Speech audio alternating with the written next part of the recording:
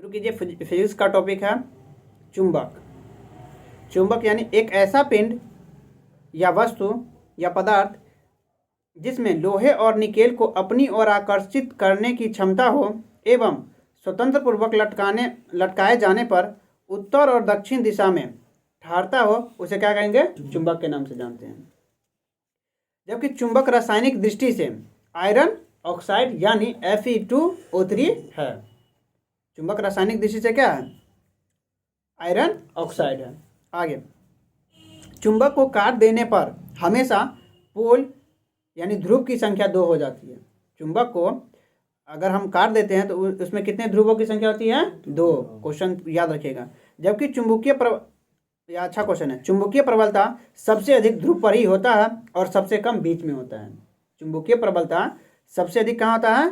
ध्रुव पे होता है, जबकि सबसे कम कहाँ? बीच में होता है। आगे, चुंबकीय प्रबलता का ऐसा मात्रक एम्पियर मीटर होता है। ये भी क्वेश्चन याद रखिएगा। चुंबकीय प्रबलता की ऐसा मात्रक क्या होता है? एमीटर होता है। आगे, अब एक चुंबक के प्रकार। पहला है प्रतिचुंबक। प्रकृति में पाए जाने वाले ऐसे पदार्थ जो लोहे को अपनी ओर आकर्षित कर लेता है उसे प्राकृतिक चुंबक के नाम से जानते हैं। प्राकृतिक चुंबक क्या है? तो प्राकृतिक में पाए जाने वाले ऐसे पदार्थ जो अपनी ओर लोहा को आकर्षित कर लेता है उसे क्या कहेंगे? प्राकृतिक चुंबक कहेंगे। इसका कोई निश्चित आकार नहीं होता है, जैसे कि मैग्नेट स्टोन। याद रखिए, ये क्या है? तो प्राकृतिक चुंबक है। आगे, अगला है कृत्रिम चुंबक। ऐसा चुंबक जिसे कृत्रिम रूप से बनाया जाता है उसे क्या कहेंगे? कृत्रिम चुंबक कहेंगे। जैसे कि इस्पात और कोबाल्ट, ये क्या है? तो कृत्रिम चुंबक का उदाहरण है। अगला है परमानेंट चुंबक। ये क्या है? तो ऐसा चुंबक जो कठिनता से चुंबक बनता है और उस गुण को प्राप्त करता है उसे क्या कहेंगे? परमानेंट चुंबक या अस्थायी चुंबक कहेंगे। जैसे कि अल नीको क्या है? तो अस्थायी चुंबक है जिसका उपयोग कहाँ करते हैं? तो लाउड स्पीकर और गैल्वेनोमीटर में करते हैं। याद रखिएगा। तो लाउड स्पीकर और गैल्वेनोमीटर में कौन सा चुंबक का उपयोग करते हैं? अस्थायी चुंबक का उपयोग करते हैं। आगे, अब अगला चुंबक है अस्थायी चुंबक। वैसा चुंबक जो शीघ्र ही यानी जल्दी ही बनता है और उस गुण को प्राप्त करता है उसे क्या कहेंगे? अस्थायी चुंबक कहते हैं। जैसे कि नर्म लोहा। नर्म लोहा क्या है? तो अस्थायी चुंबक है, जबकि इसका उपयोग विद्युत घंटी और डायनेमो में किया जाता है। याद रखिएगा। तो अस्थायी चुंबक का प्रयोग कहाँ करते हैं? विद्युत घंटी और डायनेमो में करते हैं। आगे, अब ये चुंबकीय पदार्थ। चुंबकीय पदार्थ 3 भागों में बांटा जाता है। चुंबकीय पदार्थ को 3 भागों में बांटते हैं। पहला प्रतिचुंबक, दूसरा अनुचुंबक, तीसरा लोह चुंबक। प्रतिचुंबक कौन कौन है? तो जस्ता है, बिस्मथ है, कॉपर है, नमक है और जल। ये क्या है? तो प्रतिचुंबक का उदाहरण है। जबकि प्रतिचुंबक चुंबकीय क्षेत्र पर रखे जाने पर क्षेत्र के विपरीत दिशा में, याद रखिएगा, चुंबकत्व को प्राप्त करता है उसे क्या कहेंगे? प्रतिचुंबक कहेंगे। यानी प्रतिचुंबक पदार्थ को चुंबकीय क्षेत्र में रखे जाने पे क्षेत्र के विपरीत दिशा में चुंबकत्व को प्राप्त करता है उसे क्या कहेंगे? प्रतिचुंबक कहेंगे। नोट, चुंबक के असंख्य परमाणु के समूह को क्या कहेंगे? डोमेन के नाम से जानते हैं। चुंबक के असंख्य परमाणु के समूह को क्या कहते हैं? डोमेन कहते हैं। जबकि एक डोमेन बराबर 10वीं पावर 18 से 10वीं पावर 21 तक परमाणु होता है। एक डोमेन बराबर कितना? 10वीं पावर 18 से 10वीं पावर 21 परमाणु होता है। आगे, लोह चुंबक पदार्थ में डोमेन की संख्या सबसे अधिक होती है। अभी पढ़े हैं, लोह चुंबक पदार्थ में क्या होगा? डोमेन की संख्या सबसे अधिक होगा। अब ये अगला है अनुचुंबक पदार्थ। अनुचुंबक का उदाहरण कौन कौन है? तो प्लेटिनम है, क्रोमियम है, सोडियम है, एल्युमिनियम है और ऑक्सीजन है। इसका ट्रिक है, जिसके लास्ट में म है वो सब क्या है? तो अनुचुंबक का उदाहरण है। अपवाद में ऑक्सीजन को रखिएगा। अनुचुंबक का उदाहरण कौन कौन है? तो प्लेटिनम म है लास्ट में, क्रोमियम म है लास्ट में, सोडियम म है लास्ट में, एल्युमिनियम लास्ट में म है और ऑक्सीजन अपवाद में, जो क्या है? तो ये अनुचुंबक का उदाहरण है। आगे,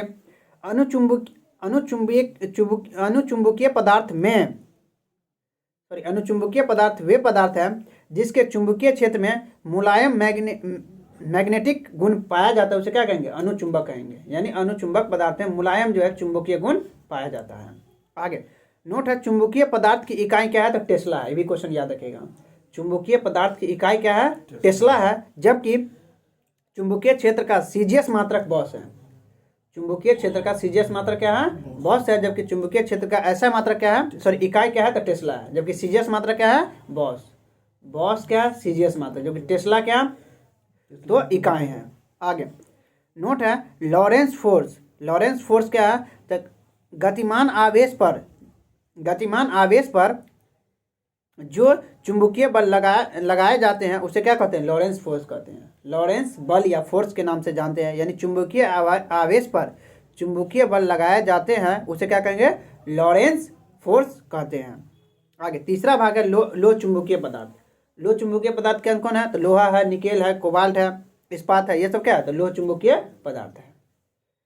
ये पदार्थ चुंबकीय क्षेत्र की दिशा में प्रबल रूप से मैग्नेटिक यानी चुंबक हो जाते हैं। याद रखिएगा, ये पदार्थ चुंबकीय क्षेत्र की दिशा में प्रबल रूप से मैग्नेटाइज यानी चुंबकीय हो जाता है उसे क्या कहेंगे, तो लो चुंबकीय पदार्थ कहते हैं। नोट है, क्यूरी ताप वह ताप है जिसके ऊपर का पदार्थ अनुचुंबकीय हो जाता है। क्यूरी ताप क्या है, तो उसके ऊपर अगर हम उसके ऊपर जाएगा तो ये क्या हो जाएगा, वो पदार्थ अनुचुंबक हो जाएगा। और जिसके नीचे जाने पे वह लो चुंबक हो जाएगा। क्यूरी ताप के ऊपर जाएंगे तो अनुचुंबक का, क्यूरी ताप के नीचे आ जाएंगे तो लो चुंबक हो जाएगा। ये भी क्वेश्चन याद रखिए, क्यूरी ताप के ऊपर था अनुचुंबक, जबकि क्यूरी ताप के नीचे था लो चुंबक। आगे अन्य बातें, चुंबकीय फ्लक्स का ऐसा मात्रक वेबर है।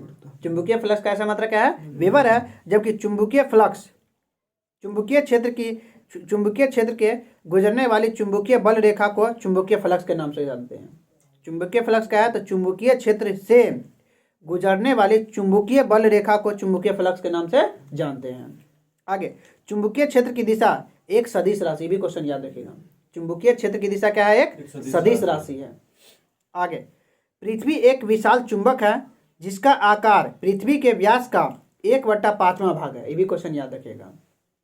पृथ्वी क्या है, तो पृथ्वी एक विशाल चुंबक है जिसका आकार पृथ्वी के व्यास का 1/5वां भाग है। आगे नमन कोण, अच्छा क्वेश्चन। ये भी नमन कोण का मान विषुवत रेखा पे 0 डिग्री होता है जबकि ध्रुव पे 90 डिग्री हो जाता है। याद रखिएगा, नमन कोण का मान विषुवत रेखा पे 0 डिग्री होता है जबकि ध्रुव के लिए जो है 90 डिग्री हो जाता है। आगे रॉकेट प्रक्षेपण का सिद्धांत किसने दिया था, तो न्यूटन ने दिया था। न्यूटन के गति के सिद्धांत पर आधारित है, जबकि वायुमंडल सिद्धांत बर्नौली ने दिया था। याद रखिएगा, रॉकेट प्रक्षेपण का सिद्धांत न्यूटन के गति के सिद्धांत पर आधारित है, जबकि वायुयान का सिद्धांत जो है बर्नौली ने दिया था। आगे ये अच्छा क्वेश्चन है, सोनार प्राश्रव्य या अल्ट्रावेव का परावर्तन के सिद्धांत पर आधारित है।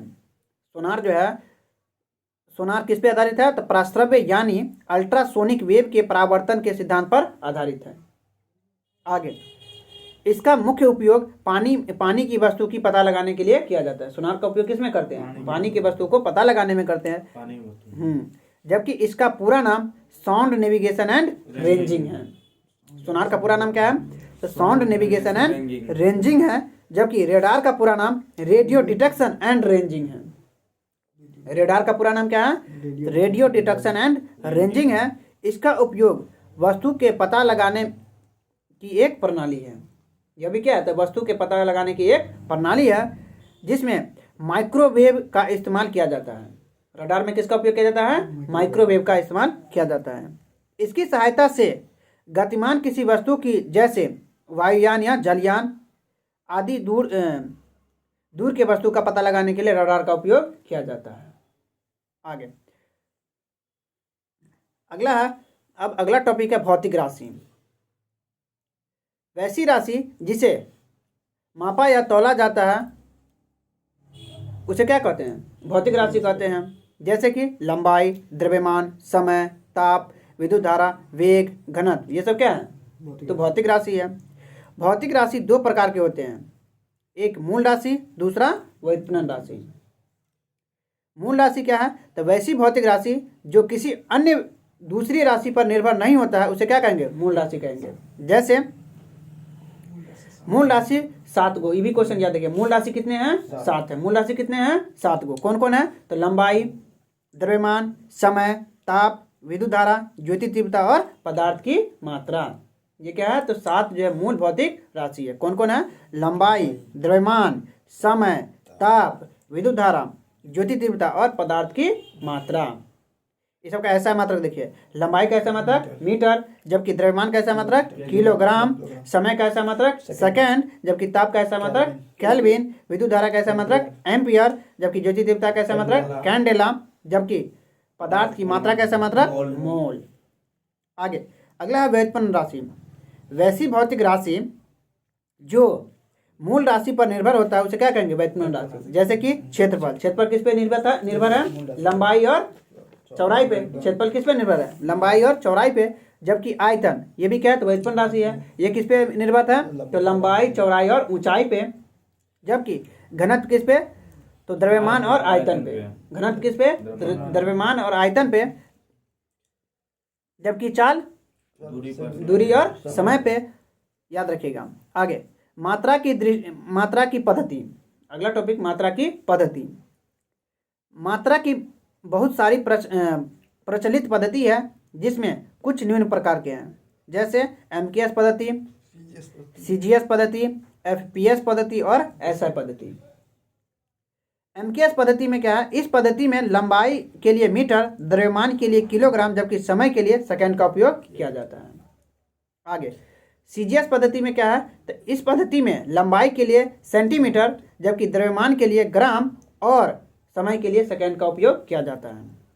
FPS पद्धति में क्या है? तो इस पद्धति में लंबाई के लिए फुट, जबकि द्रव्यमान के लिए पाउंड और समय के लिए सेकंड का उपयोग किया जाता है। आगे याद रखें कि समय एक ऐसा भौतिक राशि है जिसका मात्रक सभी पद्धति में सेकंड ही होता है। आगे तो लंबाई में देखिए 1 किलोमीटर बराबर कितना मीटर? 1000 मीटर। 1 किलोमीटर बराबर 1000 मीटर, जबकि 1 मीटर बराबर 100 सेंटीमीटर। 1 मीटर बराबर 100 सेंटीमीटर, जबकि 1 फुट बराबर 12 इंच। 1 फुट बराबर 12 इंच और 1 इंच बराबर 2.54 सेंटीमीटर। याद रखिएगा 1 इंच बराबर कितना? 2.54 सेंटीमीटर। दे देता ऑब्जेक्टिव में।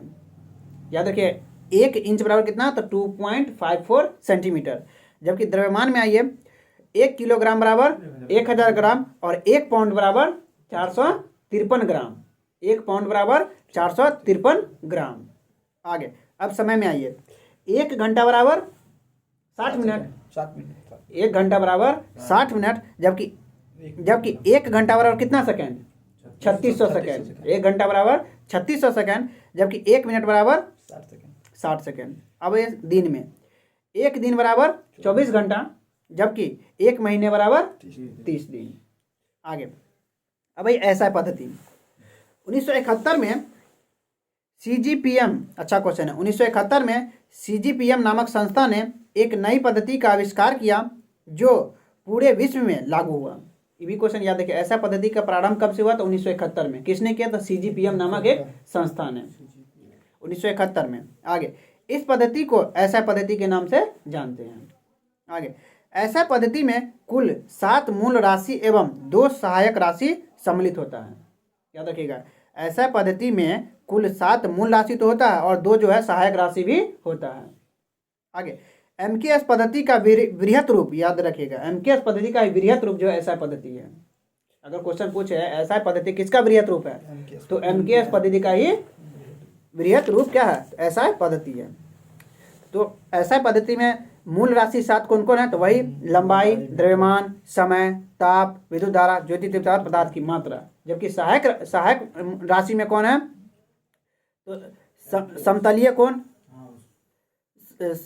समतलीय कोण और दूसरा ठोस कोण। सहायक राशि कौन कौन है? तो समतलीय कोण और ठोस कोण। जबकि समतलीय कोण का ऐसा मात्रा क्या होता है? रेडियन। समतल कोण का ऐसा मात्रा क्या होता है? रेडियन। समतलीय कोण का ऐसा मात्रा क्या? रेडियन। जबकि ठोस कोण का ऐसा मात्रा स्टेरेडियन। याद रखिएगा दोनों। समतल कोण का ऐसा मात्रक क्या होता है?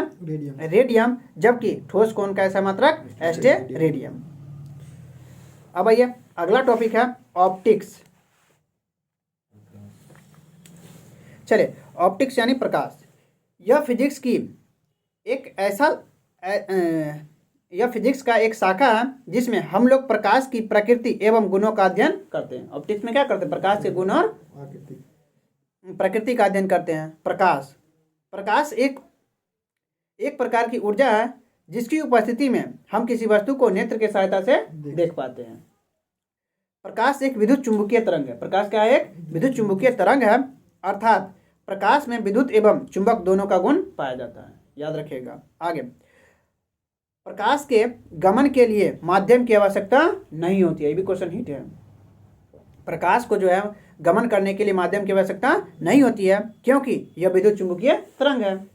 आगे, प्रकाश अवरक्त किरणें, याद रखिएगा, प्रकाश अवरक्त किरणें, पराबैंगनिक किरणें, गामा किरणें, एक्सरे इत्यादि चुंबकीय तरंग का उदाहरण है।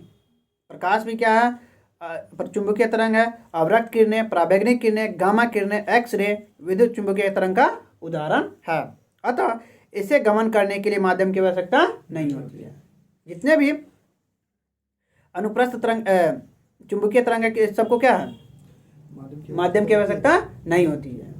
आगे, अब ये प्रकाश में दो प्रकार की प्रकृति होती है।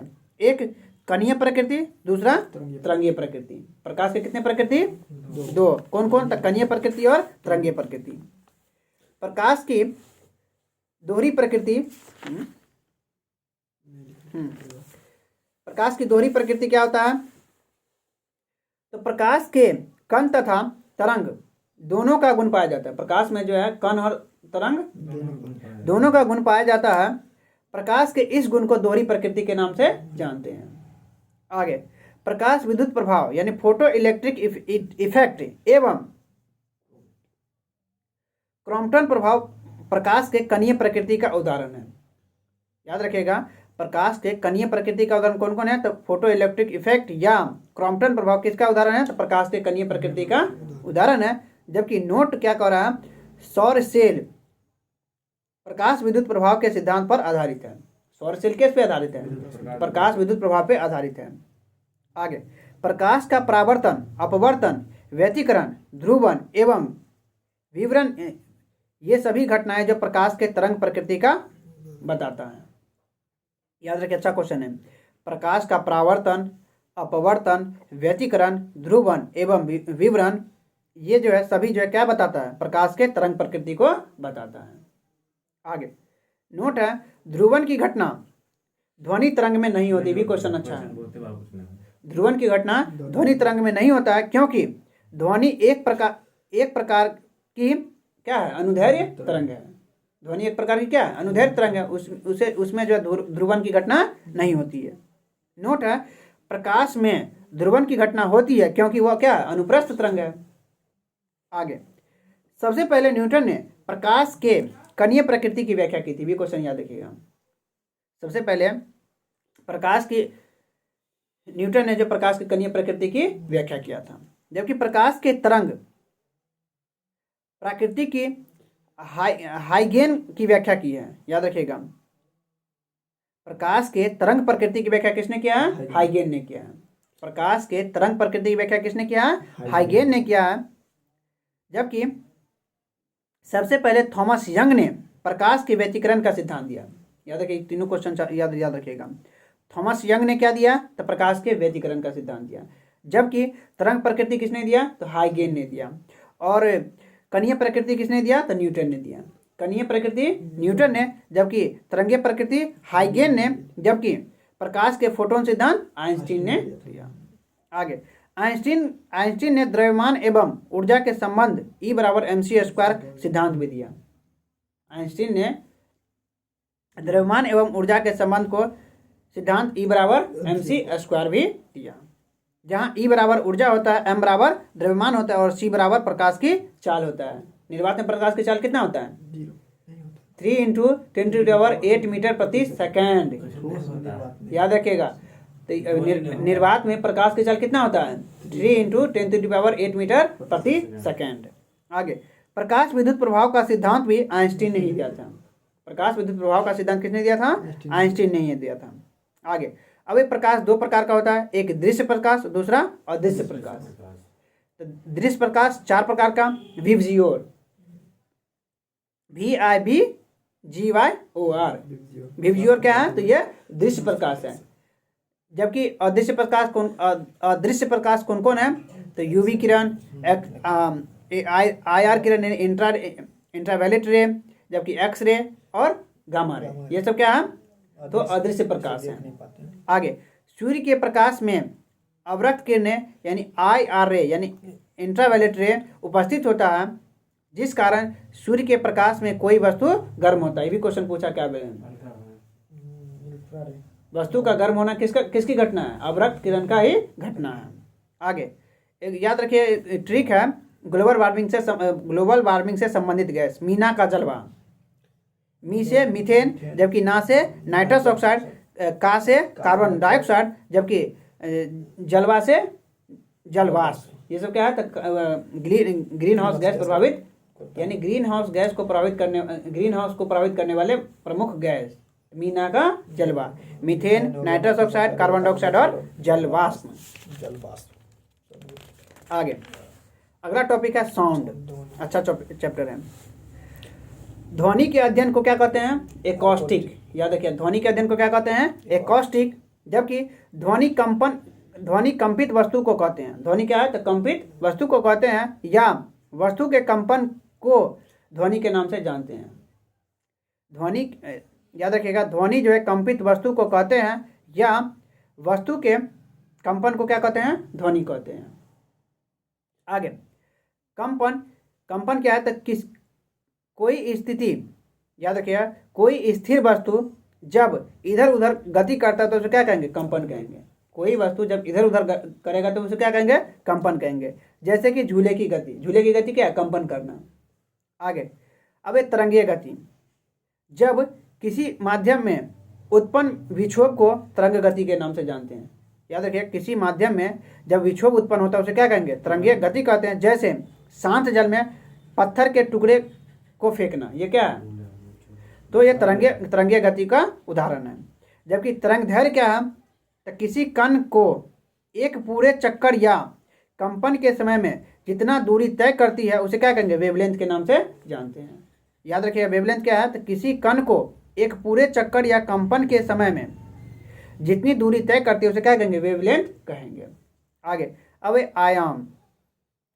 द्रव्यमान के समय अधिकतम विस्थापन को आयाम के नाम से जानते हैं। द्रव्यमान, याद रखिएगा, आयाम क्या है? तो सॉरी, द्रव्यमान नहीं, द्रवलन के समय, द्रवलन यानी कंपन के समय, कंपन के समय अधिकतम विस्थापन को क्या कहेंगे? आयाम के नाम से जानते हैं। जबकि ध्वनि क्या है? तो साउंड के संचरण के लिए माध्यम की आवश्यकता 110% होती है। ध्वनि को जो है संचरण के लिए माध्यम की आवश्यकता होती है, जबकि प्रकाश को माध्यम की आवश्यकता नहीं होती है। आगे, जैसे कि क्या है? तो ठोस, द्रव और गैस, ये सभी में ध्वनि गमन कर सकती है। ध्वनि का वेग सबसे अधिक ठोस में, दूसरे स्थान पे द्रव में, तीसरे स्थान पे गैस में। आगे, हवा में ध्वनि की चाल, ये भी क्वेश्चन याद रखिएगा, 332 मीटर पर सेकेंड होता है। हवा में ध्वनि की चाल कितना होता है? 332 मीटर पर सेकेंड होता है। जबकि प्रकाश में वेग की चाल, वह है, जबकि प्रकाश की वेग कितना होता है? यानी प्रकाश की चाल कितनी होती है? निर्वात में 3 × 10⁸ मीटर प्रति सेकेंड होता है। आगे,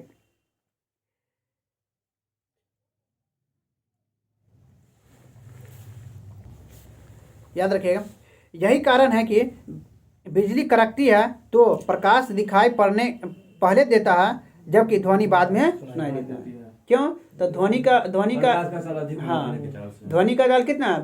332 मीटर पर सेकेंड है। प्रकाश का चाल कितना है? 3 लाख मीटर पर सेकेंड स्क्वायर। आगे, सॉरी, पर सेकेंड स्क्वायर कहते हैं, मीटर पर सेकेंड, 3 × 10⁸ मीटर पर सेकेंड।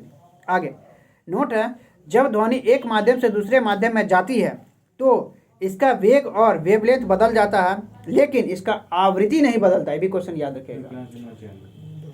जब ध्वनि एक माध्यम से दूसरे माध्यम में जाती है तो इसका वेग और वेवलेंथ बदल जाता है, लेकिन आवृत्ति नहीं बदलता है। आगे आवृत्ति क्या था? प्रति सेकंड कंपन की दर को क्या कहते हैं? आवृत्ति कहते हैं। आगे ध्वनि के वेग पर दाब का भी कोई प्रभाव नहीं पड़ता है। ध्वनि के वेग पर दाब का भी कोई प्रभाव नहीं पड़ता है, परंतु तापमान के बढ़ने से ध्वनि का वेग बढ़ता है। याद रखिएगा, ध्वनि के ये क्वेश्चन याद रखिएगा, ध्वनि के वेग पर दाब बढ़ाने से क्या होता है? कोई प्रभाव नहीं पड़ेगा, लेकिन ताप बढ़ाने से ध्वनि बढ़ेगा। आगे आर्द्रता के बढ़ाने से इलास्टिसिटी के बढ़ाने से ध्वनि का वेग भी बढ़ता है। आर्द्रता भी बढ़ेगा और इलास्टिसिटी भी बढ़ेगा तो क्या होगा? ध्वनि का वेग बढ़ेगा, लेकिन दाब से कोई प्रभाव नहीं पड़ेगा। याद रखिएगा। आगे सबसे अधिक प्रबल प्रत्यक्षता क्वार्टजाइट यानी सिलिकॉन डाइऑक्साइड में होता है, उसके बाद स्टील में। अगर ऑप्शन में स्टील की जगह क्वार्टजाइट भी दे रहा है तो पहले क्वार्टजाइट को चुनेंगे, लेकिन स्टील हमेशा दे रहा है। दरोगा के एग्जाम में भी स्टील दिया था। आगे सबसे अधिक प्रत्यक्षता किसमें? तो क्वार्टजाइट में यानी सिलिकॉन डाइऑक्साइड में, जबकि दूसरे स्थान पे स्टील आता है। आवृत्ति क्या है? तो प्रति सेकंड कंपन की दर को आवृत्ति कहते हैं। प्रति सेकंड कंपन की दर को क्या कहते हैं? आवृत्ति कहते हैं। जबकि प्रत्यक्षता यानी इलास्टिसिटी क्या है? तो जब वस्तु को बल लगाकर खींचा जाता है तो उसके आकार में परिवर्तन आता है। पुनः उस विरूपक बल को हटाने पर वह पूर्व की अवस्था में आ जाता है, उसे क्या कहेंगे? प्रत्यक्षता या इलास्टिसिटी कहते हैं। जैसे कि रबर। आगे आवृत्ति का ऐसा मात्रक हर्ट्ज। आवृत्ति ऐसा मात्रक हर्ट्ज होता है, जबकि प्रत्येक डिग्री सेल्सियस तापमान बढ़ने से 0.61 मीटर प्रति सेकंड या 61 मीटर प्रति सेकंड ध्वनि का वेग बढ़ता है। भी क्वेश्चन बहुत जबरदस्त है, याद रखिएगा। प्रत्येक डिग्री सेल्सियस तापमान बढ़ाने पे, अच्छा क्वेश्चन है, प्रत्येक डिग्री सेल्सियस तापमान बढ़ाने पे 0.61 मीटर प्रति सेकंड, याद रखिए 0.61 मीटर प्रति सेकंड या 61 सेंटीमीटर प्रति सेकंड जो है वेग बढ़ता है। क्वेश्चन को खड़े याद रखिए। तापमान बढ़ाने पे कितना? पर डिग्री सेल्सियस पे 61 सेंटीमीटर, ऐसे याद है 61 सेंटीमीटर पर सेकंड। वैसे अगर मीटर में गएगा तो 100 से भाग कर देंगे। आगे अब ये तरंग यानी वेव, इसके दो भाग हैं, एक मैकेनिकल वेव, दूसरा non mechanical wave. Mechanical wave यानी यांत्रिक तरंग है, जबकि नॉन मैकेनिकल वेव यानी गैर यांत्रिक तरंग है। दोनों को तुलना करके देखिए। यांत्रिक तरंग इसमें माध्यम की आवश्यकता होती है। यांत्रिक तरंग में किसकी?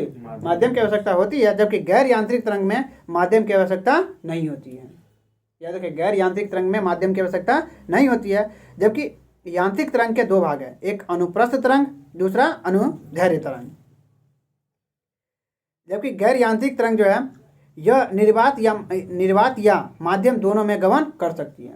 गैर यांत्रिक तरंग जो है निर्वात और माध्यम दोनों में गमन कर सकता है। गैर यांत्रिक तरंग निर्वात या माध्यम में दोनों में गमन कर सकता है। जबकि यांत्रिक तरंग कितने प्रकार के? दो प्रकार के। कौन कौन? अनुप्रस्थ और अनुदैर्घ्य। तो अनुप्रस्थ तरंग क्या है? इसके माध्यम के कण लंबवत यानी 90 डिग्री पर दोलन यानी कंपन करता है। याद रखिएगा, अनुप्रस्थ तरंग में क्या है? तो इसके माध्यम का कण कितने डिग्री पे? 90 डिग्री पे दोलन करता है। यह गैस में उत्पन्न नहीं होता है। क्वेश्चन को याद रखिएगा। अनुप्रस्थ तरंग किस में उत्पन्न नहीं होता है? गैस में उत्पन्न नहीं होता है, जबकि यह ठोस द्रव में उत्पन्न होता है।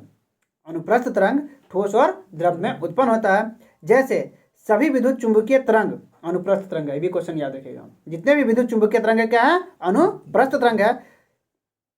जबकि तनी हुई रस्सी में भी जो है क्या होता है? अनुप्रस्थ तरंग ही होता है। तनी हुई रस्सी में अनुप्रस्थ तरंग ही होता है। जबकि पानी की सतह पर उत्पन्न तरंगे वो भी क्या है? अनुप्रस्थ तरंग ही है। पानी के सतह पर जो उत्पन्न तरंगे क्या है? तो अनुप्रस्थ तरंग ही है। जबकि सितार और तबला का आविष्कार किसने किया था?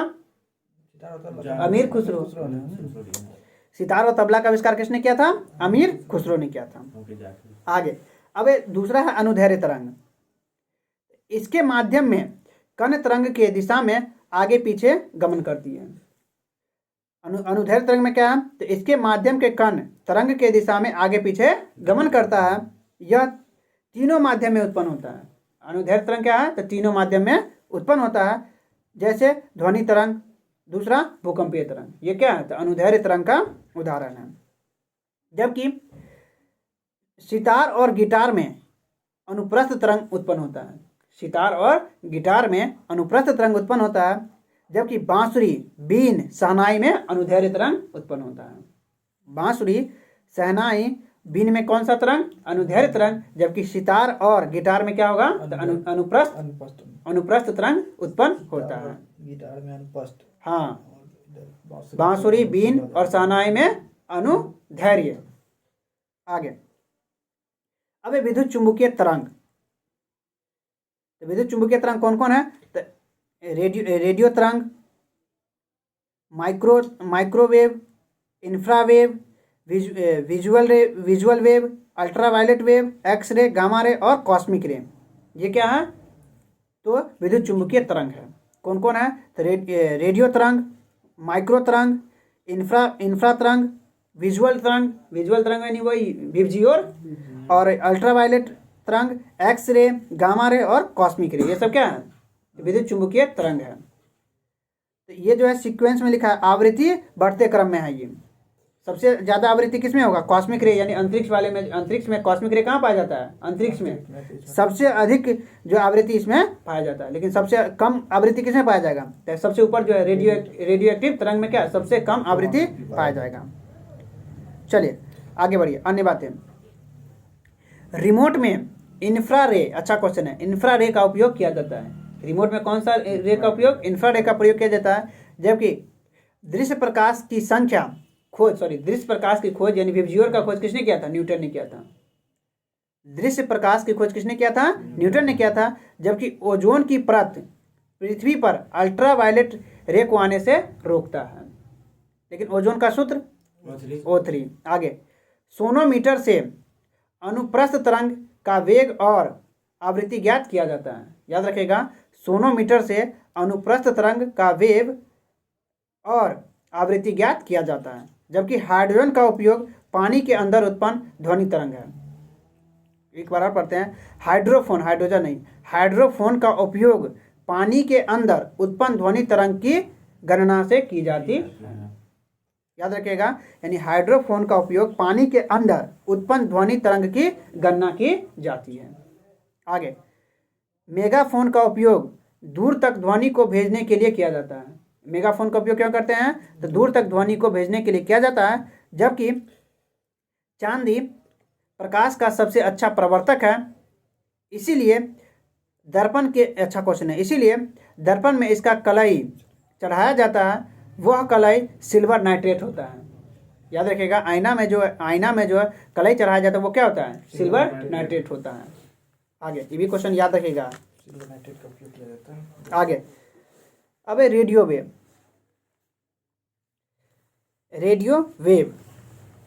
इसकी खोज किसने किया था? ये भी चैप्टर बहुत ही आया।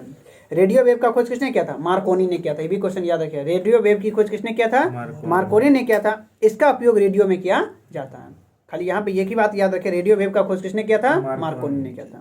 अब ये माइक्रोवेव, इसका दूसरा नाम लघु रेडियो तरंग भी है। इस तरंग में परावर्तन और ध्रुवण दोनों घटना होती है। याद रखिएगा, माइक्रोवेव में परावर्तन और ध्रुवण की घटना होती है। आगे, इसका उपयोग जो है माइक्रोवेव, रेडार और बेतार संचार में किया जाता है। माइक्रोवेव का उपयोग कहाँ कहाँ करते हैं? तो माइक्रोवेव में, जबकि रेडार में और बेतार संचार में। जबकि अगला है इंफ्रारेड यानी अवरक्त। इसकी खोज हर्शल ने किया था। ये भी क्वेश्चन याद रखिएगा, इंफ्रारेड यानी अवरक्त का खोज किसने किया था? हर्शल ने किया था। इसके द्वारा ऊष्मा का संचरण होता है। इसके द्वारा किसका संचरण? ऊष्मा का संचरण होता है।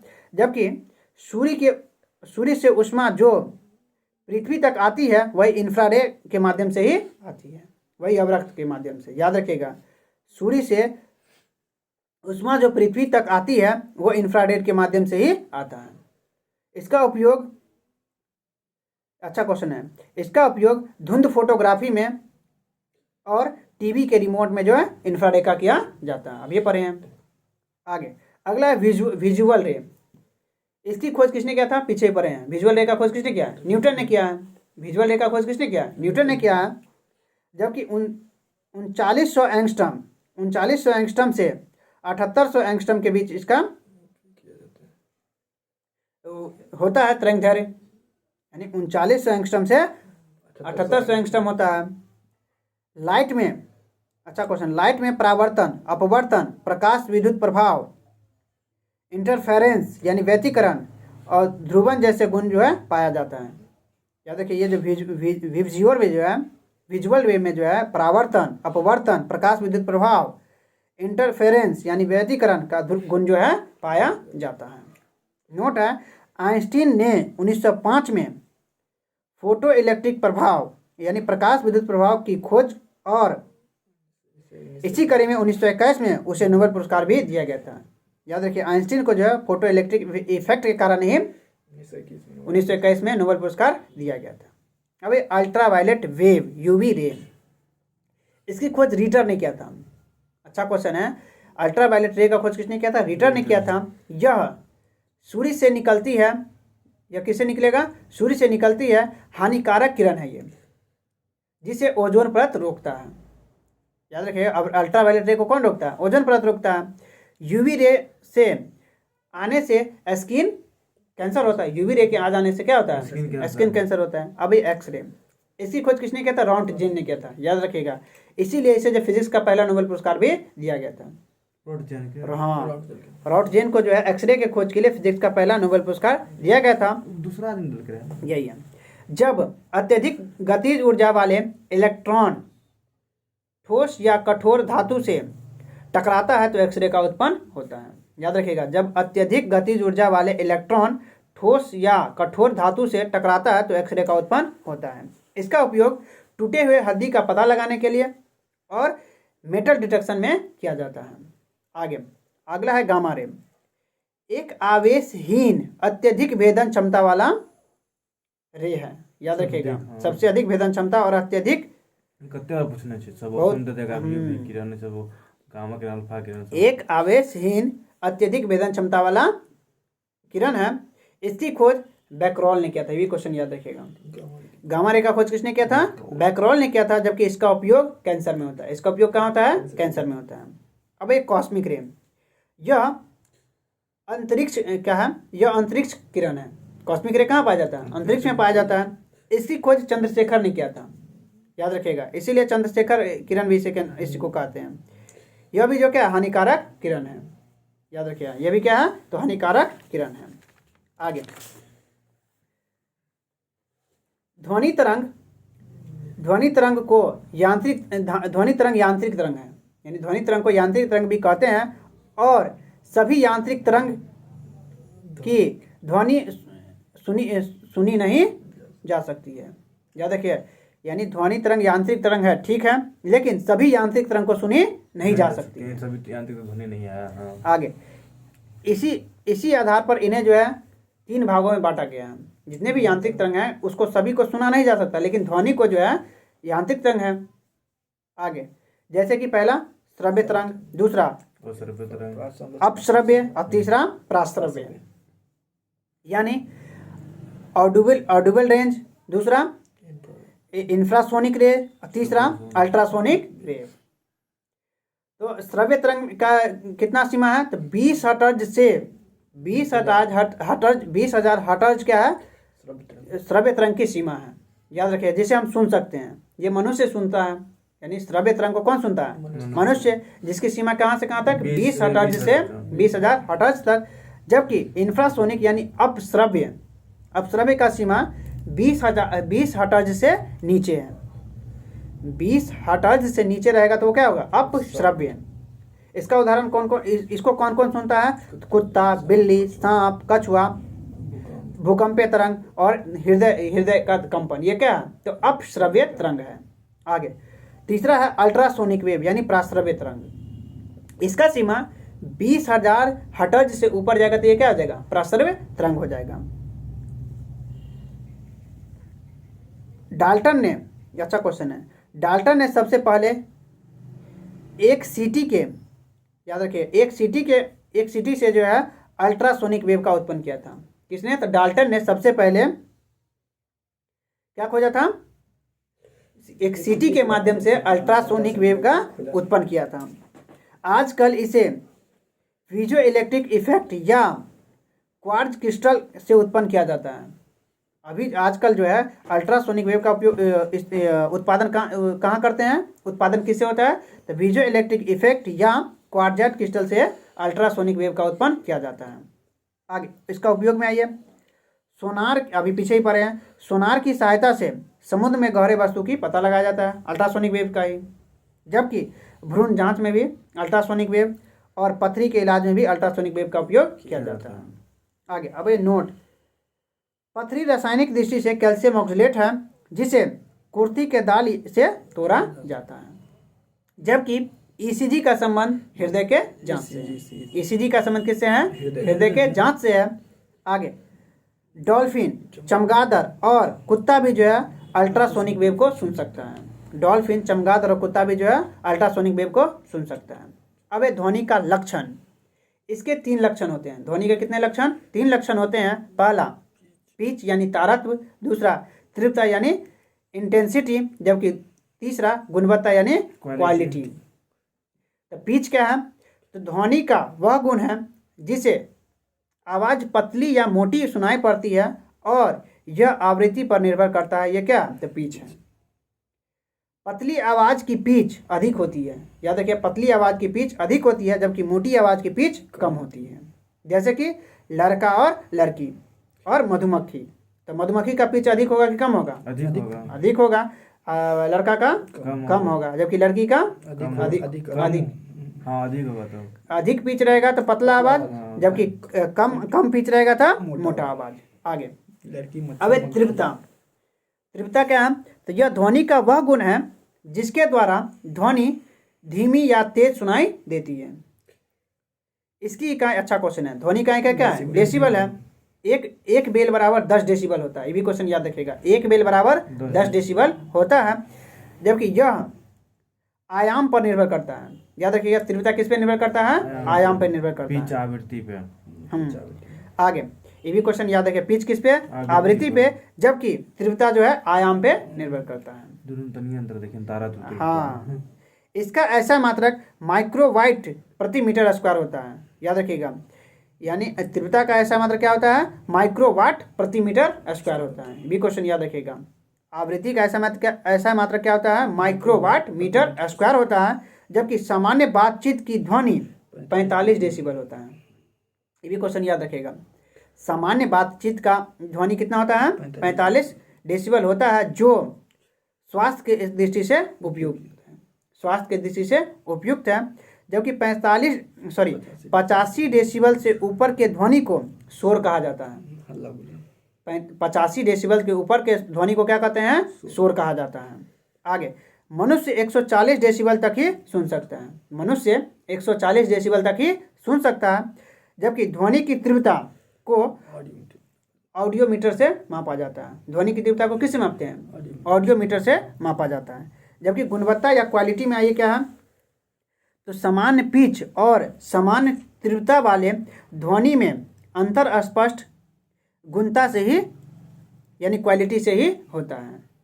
यानी समान पिच और समान तीव्रता वाले ध्वनि में अंतर जो है स्पष्ट करने के लिए किसका उपयोग करते हैं? गुणवत्ता का ही उपयोग करते हैं। जैसे कि व्यक्ति का आवाज़, जैसे कोई व्यक्ति का आवाज़ महिला का समान तारत्व और समान पिच से बोलेगा तो कैसे पता चलेगा? तो गुणवत्ता से ही पता चलेगा। जबकि गायक का आवाज़ जैसे कैसे समझ जाता है? जैसे सोनू निगम का है, ये कुमार सानू का है, ये सब क्या है? तो गुणवत्ता से ही पता चलता है। आगे अब ये अन्य बातें, डॉपलर प्रभाव ध्वनि के साथ साथ प्रकाश में भी लागू होता है। डॉपलर प्रभाव जो है ध्वनि के साथ साथ प्रकाश में भी लागू होता है। जबकि सुपरसोनिक स्पीड, जब सुपरसोनिक क्या है? जब ध्वनि का वेग 332 मीटर पर सेकंड से अधिक हो जाता है तब उसे सुपरसोनिक स्पीड कहते हैं। 332 मीटर प्रति सेकंड से स्पीड हो जाएगा तो उसे क्या कहेंगे? सुपरसोनिक स्पीड कहेंगे। याद रखिएगा। आगे वायुयान की चाल मैक संख्या से व्यक्त किया जाता है। वायुयान की गति जो है मैक संख्या से ज्ञात की जाती है। जबकि इको यानी प्रतिध्वनि क्या है, तो ध्वनि के परावर्तन को क्या कहते हैं, इको कहते हैं। इसके लिए न्यूनतम दूरी भी क्वेश्चन याद रखिएगा, 17 मीटर याद रखिएगा। इको के लिए कितना न्यूनतम दूरी है, 17 जबकि स्पष्ट दृष्टि के लिए 25 सेंटीमीटर। आगे, किसी सुना हुआ ध्वनि का प्रभाव हमारे मस्तिष्क पर कितना सेकंड रहता है, तो 1/10 सेकंड रहता है। किसी सुने हुए ध्वनि को हमारे मस्तिष्क कितना देर तक रखता है, 1/10 सेकंड तक रखता है। जबकि अनुनाद ध्वनि की वह घटना है जब आयाम यानी एम्पलीट्यूड अधिकतम होता है। अनुनाद क्या है, तो ध्वनि की वह घटना है जब आयाम अधिक होता है। इसका उदाहरण क्या है, तो रेडियो क्या है, तो अनुनाद का ही उदाहरण है। जबकि दूसरा उदाहरण है, सेना का कमांडर अपने सैनिकों को पुल से जब पार करता है तो कहता है कदम तोड़ कर चले। अनुनाद की घटना के कारण जो है सैनिकों को कहा जाता है कदम तोड़ कर चले। जबकि कांच का टूटना भी क्या, अनुनाद का ही घटना है। आगे, ध्वनि का विवर्तन क्या है, तो बंद कमरे में बात कर रहे व्यक्ति की आवाज़ बाहर निकलती है, इस घटना को विवर्तन कहा जाता है, विवर्तन की घटना कहा जाता है। यानी बंद कमरे में कोई व्यक्ति बात कर रहा है, उसका बात बाहर जा रहा है, तो किस घटना के कारण, तो विवर्तन के घटना के ही कारण। आगे, इसे रोकने के लिए सिनेमा हॉल में यानी सिनेमा हॉल में क्या मैट आदि बिछाया जाता है। यही अनुनाद की घटना है। क्या है, अनुनाद कह रहे हैं। विवर्तन की घटना को रोकने के लिए सिनेमा हॉल में क्या बिछाया जाता है, तो मैट बिछाया जाता है। आगे, अब है ध्वनि की अपवर्तन। ध्वनि एक माध्यम से दूसरे माध्यम में गुजरती है तो वह अपने वास्तविक पथ से मुड़ जाती है, इसीलिए इसे अपवर्तन की घटना कहते हैं। उदाहरण क्या है, तो दिन की अपेक्षा रात में व्यक्ति की आवाज़ दूर तक सुनाई देती है, ये अपवर्तन के ही कारण। आगे, अगला है बीट्स यानी निस्पंदन। ध्वनि का तीव्रता का उतार या चढ़ाव का होना क्या है, बीट्स कहलाता है। यह ध्वनि के व्यतिकरण के घटना का प्रमाण है। याद रखिएगा, यह ध्वनि के व्यतिकरण के घटना का प्रमाण है। उदाहरण, खतरनाक गैस का पता लगाने में क्या बीट्स का ही उपयोग किया जाता है। जबकि सारे गामा पाधा निशा में क्या है, बीट्स का ही उपयोग किया जाता है। तो पहले वाले सा में आवृत्ति सबसे कम होता है, जबकि अंतिम वाले सा में जो है सबसे अधिक आवृत्ति होता है। अब ये ध्वनि खत्म। अब अगला टॉपिक है दृश्य प्रकाश यानी विज़ुअल। दृश्य प्रकाश में लाल प्रकाश की तरंगदैर्घ्य सबसे अधिक एवं आवृत्ति सबसे कम होती है। जिसका तरंगदैर्घ्य अधिक होगा उसका आवृत्ति कम होगा, जिसका आवृत्ति अधिक होगा उसका ऊर्जा अधिक होगा, जिसका तरंगदैर्घ्य अधिक होगा तो उसका ऊर्जा कम होगा। आगे, बैंगनी प्रकाश का तरंगदैर्घ्य सबसे कम एवं आवृत्ति सबसे अधिक होता है, जिसका आवृत्ति जितना रहेगा उतना ऊर्जा होगा। आगे, नोट है, जब प्रकाश एक माध्यम से दूसरे माध्यम में प्रवेश करती है तब प्रकाश की आवृत्ति अपरिवर्तित रहता है, परंतु प्रकाश के चाल और तरंगदैर्घ्य बदल जाता है। याद रखिए, आवृत्ति प्रकाश की कभी नहीं बदलता है। जिस तरह द्रव्यमान नो चेंज, उसी तरह आवृत्ति कभी नहीं चेंज। आगे, अब ये प्रकाश का फोटोन सिद्धांत। चलिए, फोटोन क्या है, तो प्रकाश ऊर्जा के छोटे छोटे बंडल यानी पैकेज के रूप में गमन करती है। ऊर्जा के इस प्रत्येक पैकेज यानी बंडल को फोटोन कहते हैं और इस सिद्धांत को प्रकाश का फोटोन सिद्धांत कहते हैं। आगे, फोटोन ऊर्जा बराबर एच म्यू, फोटोन ऊर्जा बराबर एच म्यू, याद रखिएगा। आगे, प्रकाश के फोटोन की ऊर्जा आवृत्ति अच्छा क्वेश्चन है। प्रकाश के फोटोन की ऊर्जा आवृत्ति बढ़ने से बढ़ती है, तो ऑटोमेटिक बताइए, जिसका आवृत्ति अधिक होगा उसका भी ऊर्जा अधिक होगा। जबकि तरंगदैर्घ्य बढ़ने से फोटोन की ऊर्जा घटती है, तो तरंगदैर्घ्य बढ़ने से क्या होगा, ऊर्जा घटेगा। तरंगदैर्घ्य डायरेक्टली प्रोपोर्शन टू ऊर्जा, ऐसे याद रखिए। तरंगदैर्घ्य बढ़ेगा तो ऊर्जा भी बढ़ेगा। आगे, बैगनी प्रकाश की फोटोन की ऊर्जा सबसे अधिक होती है, काहे कि उसमें आवृत्ति सबसे अधिक होती है, क्योंकि बैगनी प्रकाश की आवृत्ति सबसे अधिक होती है। आगे, लाल प्रकाश के फोटोन की ऊर्जा सबसे कम होती है, क्योंकि लाल में जो है तरंगदैर्घ्य की संख्या सबसे अधिक होती है, यानी लाल की तरंगदैर्घ्य सबसे अधिक होती है और आवृत्ति सबसे कम होती है। आगे, फोटोन का द्रव्यमान नग्न होता है, ये भी क्वेश्चन याद रखिए। फोटोन का द्रव्यमान क्या है? तो नग्न होता है। फोटोन का द्रव्यमान नग्न होता है। फोटोन आवेशहीन होता है, ये भी क्वेश्चन याद रखिए। फोटोन क्या है? तो आवेशहीन, इस पर कोई चार्ज नहीं होता है। आगे, फोटोन की चाल प्रकाश की चाल के बराबर होता है। फोटोन की चाल प्रकाश के चाल के बराबर होता है, जबकि फोटोन एक माध्यम से दूसरे माध्यम में जाती है तब फोटोन की आवृत्ति एवं ऊर्जा अपरिवर्तित रहता है, परंतु फोटोन की चाल एवं तरंगदैर्घ्य दोनों ही बदल जाता है। क्या कह रहा है? जब फोटोन एक माध्यम से दूसरे माध्यम में प्रवेश जाता है तब फोटोन की आवृत्ति एवं ऊर्जा अपरिवर्तित रहता है, परंतु फोटोन की चाल एवं तरंगदैर्घ्य दोनों बदल जाती है। ऑटोमेटिक आवृत्ति कभी भी नहीं चेंज होगा। आगे, अब एक प्रकाश की चाल, अगला टॉपिक प्रकाश की चाल। प्रकाश एक विद्युत चुंबकीय तरंग है। प्रकाश क्या है? तो एक विद्युत, पीछे ही पढ़ते आ रहे हैं। अतः निर्वात में इसकी चाल 3 × 10⁸ मीटर प्रति सेकेंड होता है, जिसे सी से सूचित किया जाता है। सी बराबर 3 × 10⁸ मीटर प्रति सेकेंड।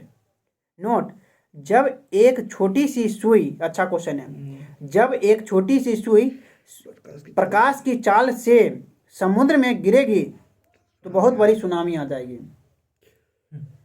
अच्छा क्वेश्चन है, जब याद रखेगा। आगे, किसी माध्यम में प्रकाश की चाल का सूत्र V बराबर m लेमडा होता है। याद रखिएगा, किसी माध्यम में प्रकाश की चाल का सूत्र क्या होता है? V बराबर m लेमडा। प्रकाश की चाल आवृत्ति गुने तरंगदैर्घ्य होता है। प्रकाश की चाल के बराबर क्या होता है? आवृत्ति गुने तरंगदैर्घ्य होता है। आगे, आवृत्ति जो है n, f और म्यू से सूचित किया जाता है। आवृत्ति किससे सूचित किया जाता है? n से, छोटी f से और म्यू से सूचित किया जाता है। क्वेश्चन याद रखिएगा, आवृत्ति को किससे सूचित करते हैं? तो n से, f से और म्यू से सूचित किया जाता है। जबकि प्रकाश की चाल अलग अलग माध्यम में अलग अलग होता है। वायु में प्रकाश की चाल सबसे अधिक होती है। वायु में प्रकाश की चाल सबसे अधिक होती है, जबकि ठोस में सबसे कम होता है। वायु में प्रकाश की चाल 3 × 10⁸ मीटर प्रति सेकेंड होता है, जबकि पानी में प्रकाश की चाल 2.25 × 10⁸ मीटर प्रति सेकेंड होता है। और कांच में 2 × 10⁸ मीटर प्रति सेकेंड होता है, जबकि हीरा में 1.24 × 10⁸ मीटर पर सेकेंड होता है, और नायलॉन में 1.96 × 10⁸ मीटर प्रति सेकेंड होता है। सबके लास्ट में से 10⁸ मीटर प्रति सेकेंड हटाइए।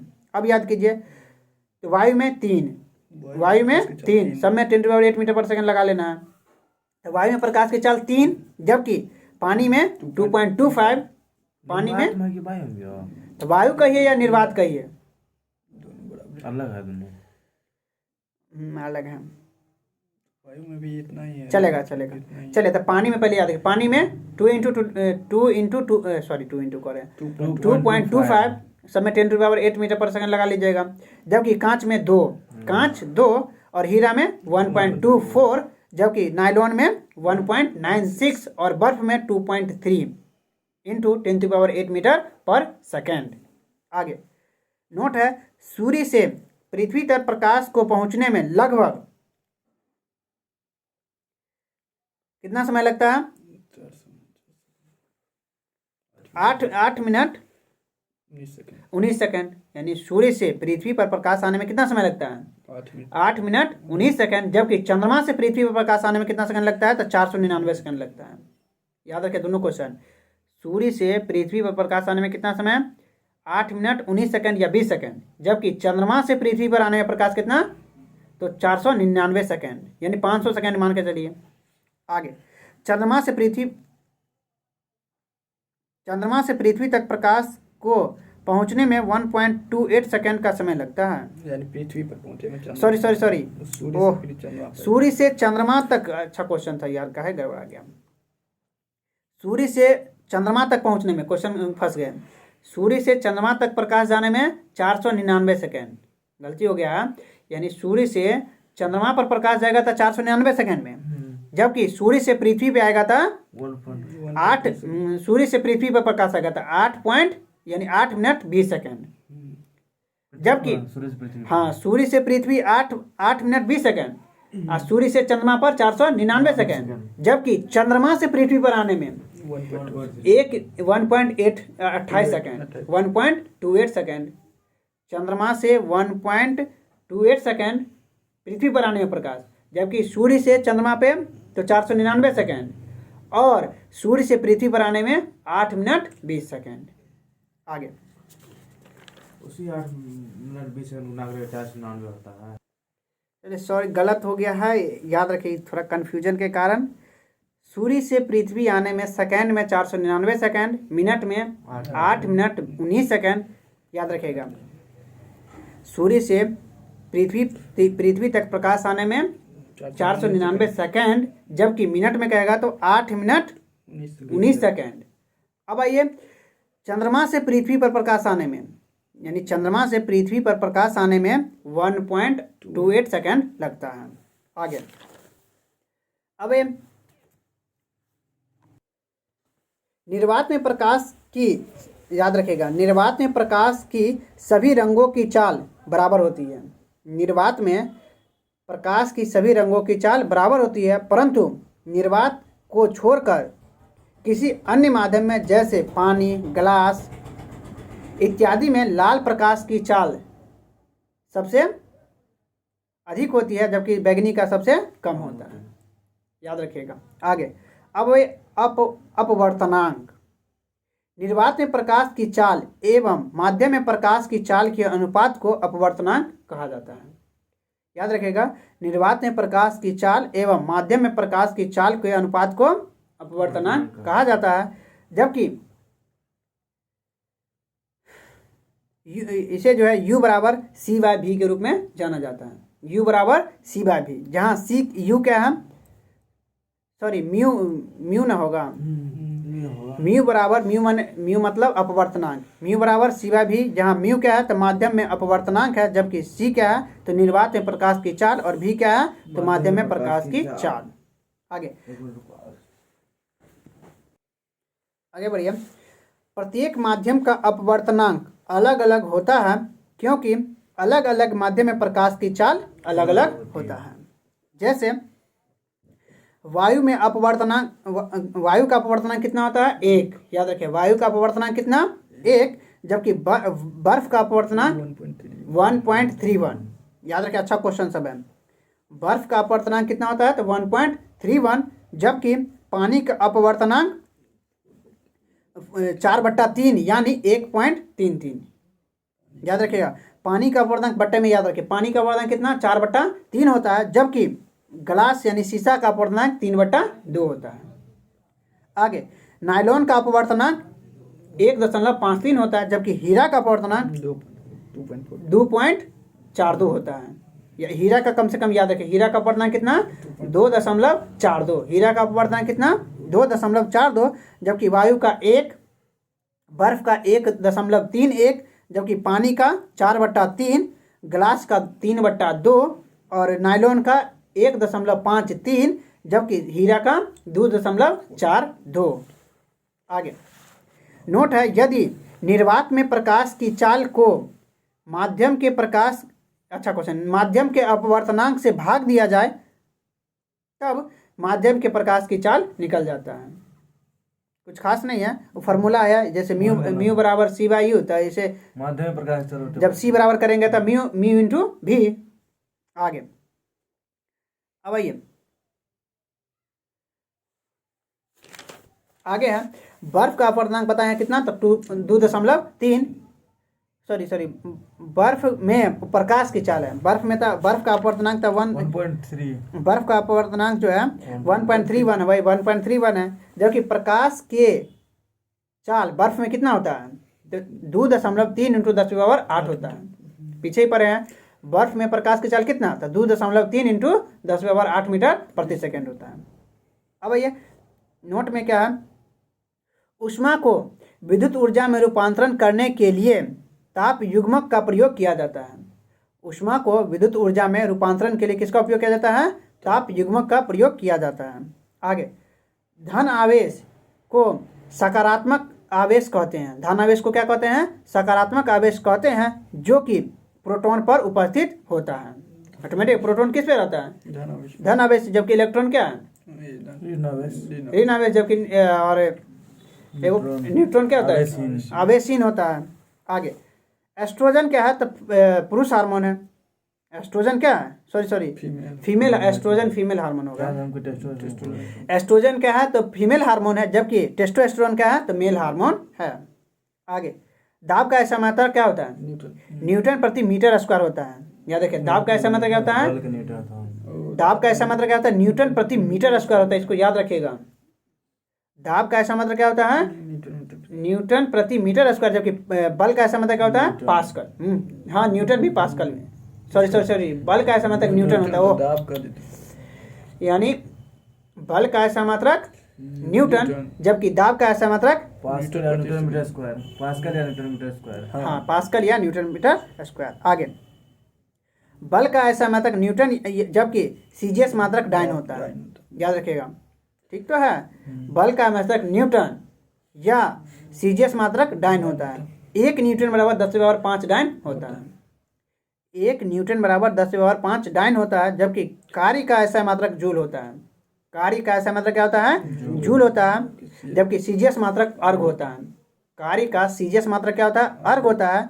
1 जूल बराबर 10⁷ अर्ग होता है। 1 जूल बराबर 10⁷ अर्ग होता है, जबकि गतिज ऊर्जा एवं संवेग का संबंध जो है k बराबर p²/2m होता है। ये भी क्वेश्चन याद रखिएगा। गतिज ऊर्जा और संवेग का संबंध क्या है? तो k बराबर p²/2m होता है। आगे, जहाँ k बराबर क्या है? तो गतिज ऊर्जा, जबकि p बराबर क्या है? तो संवेग, और m बराबर द्रव्यमान। आगे, विद्युत आवेश का ऐसा मात्रक कूलाम होता है, जबकि सीजीएस मात्रक स्टार कूलाम होता है। याद रखिएगा, विद्युत आवेश का ऐसा मात्रक कूलाम होता है, जबकि सीजीएस मात्रक स्टार कूलम होता है। 1 कूलम बराबर 3 × 10⁹ ESU होता है। आगे, कृत्रिम उपग्रह में किसी वस्तु का भार 0 हो जाता है। ये भी क्वेश्चन याद रखिए। कृत्रिम उपग्रह में किसी वस्तु का भार कितना होता है? 0 हो जाता है। नोट है, पहले माध्यम, अच्छा क्वेश्चन है, पहले माध्यम के अपेक्षा दूसरे माध्यम का अपवर्तनांक बराबर 1μ2 बराबर μ2/μ1 होता है। आगे, इस तरह ज्योग्राफी फिजिक्स का सेशन यही समाप्त करते हैं। अगर वीडियो अच्छा लगे डिवीज़न में, तो वीडियो को लाइक और चैनल को सब्सक्राइब कर लीजिएगा। मिलते हैं अगले वीडियो में। धन्यवाद।